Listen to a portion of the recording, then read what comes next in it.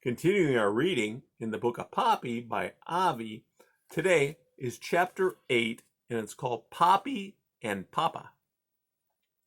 From the moment Lungwort pulled the curtain across the entrance to his boot study, he did not show himself.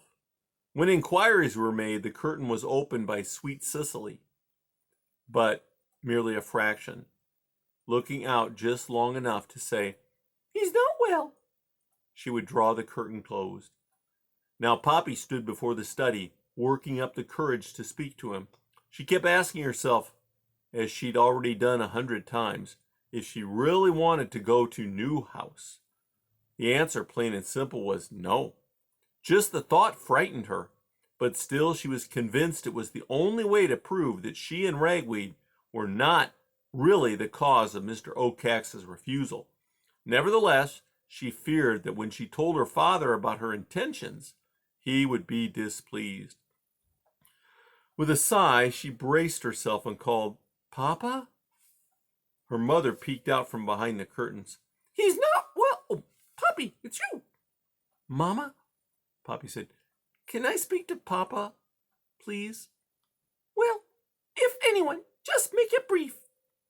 Poppy slipped into the boot. "Is he still ill?" she whispered. Sweet Cicely nodded.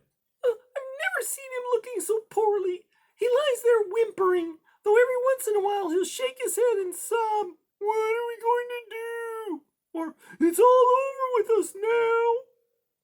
Poppy's heart sank. "Poppy," Sweet Cicely continued, "I do hope you're going to tell him something that will cheer him up." "I'm not sure it will," Poppy confessed. Her mother sniffed. "Well, then, you'd best know what else he keeps saying." "Oh?"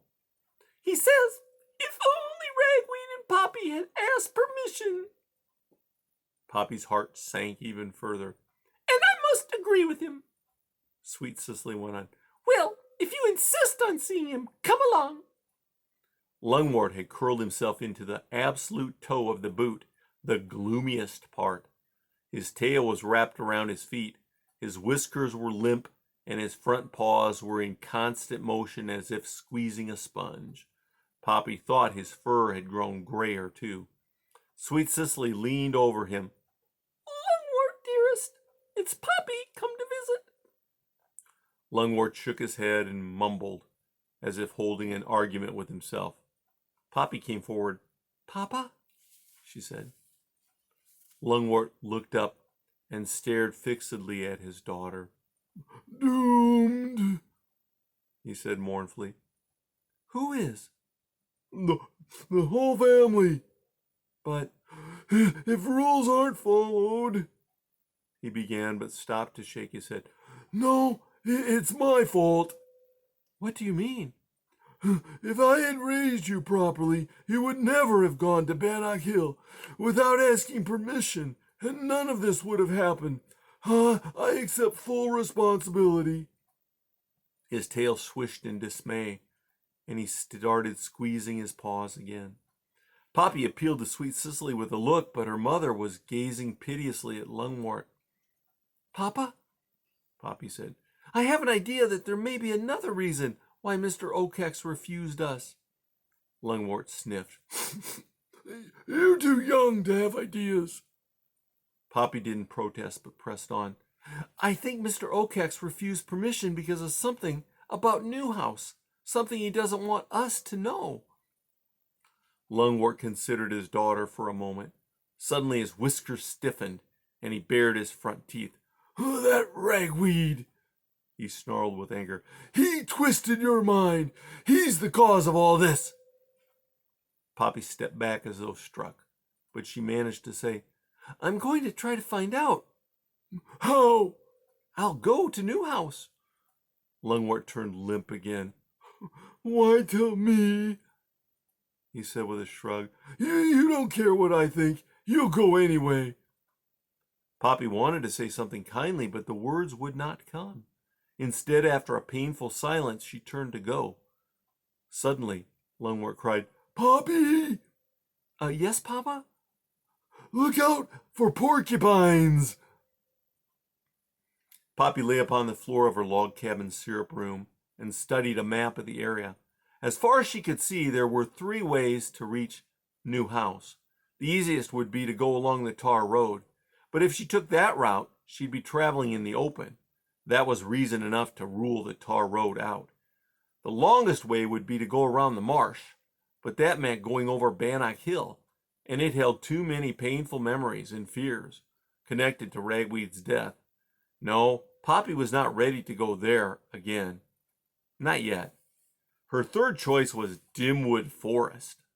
Few mice who had ventured in had returned to tell of their experiences. Even so, the dark woods seemed to offer real advantages. She could travel midday even in bright sun.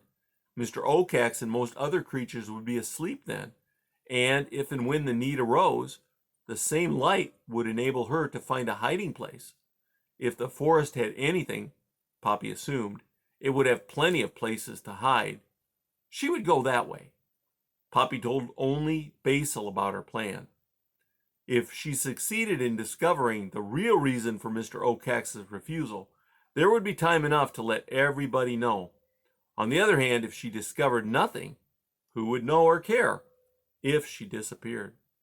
She asked Basil to meet her at the back steps of Grey House when the sun was at its highest the next day. That morning she mingled with the family, so none would suspect what she was up to. But with so many convinced that she was the cause of the crisis, the hostility made it too painful to watch. Sometime before her appointment with Basil, she was pacing by the back steps, ready to go. "I'm leaving right away," Poppy announced as soon as her cousin appeared. "You forget something?" he said. "What?" "This." Basil held out Ragweed's earring. "For courage," he said. Poppy held still while her cousin affixed the earring. When she shook her head, it tickled her ear. "I need a nuzzle," she said, caught in a swell of emotion. As they nuzzled, Basil whispered, "I could go with you." Poppy broke away. "It has to be just me," she said, and leapt off the back steps. "Why?" "I'm the one who caused this mess. If I'm the one, it has to be me who sorts it out," Poppy called. "Good luck," Basil cried after her. Poppy, not wanting to look back because she thought it might make her lose heart, dashed away. And that's the end of chapter 8.